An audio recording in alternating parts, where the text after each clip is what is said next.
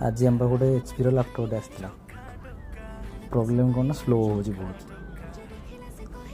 तो से भाई कहले कि कौन तार काम कर बहुत स्लो हो किसी काम करनी। कहल ठीक अच्छे भाई करदे किसी असुविधा नहीं। तो सेठारे मुझे खोलिकी देखिली कि एक्चुअली तार एनवीएमई स्लॉट ना पुराना मॉडल टे था एनवीएमई स्लॉट ना। तो कौन केमी लगे मुझे भाई मोर हार्ड डिस्क भी रहा दरकार तादे कहीं मोर स्टोरेज रहा दरकार। मुझे ठीक अच्छे भाई करदे किसी असुविधा नहीं। तो आमर डिविडेटरटा बाहर करदेलु डिविडेटर बाहर करके कैडी रे हार्ड डिस्क लगेदेलु।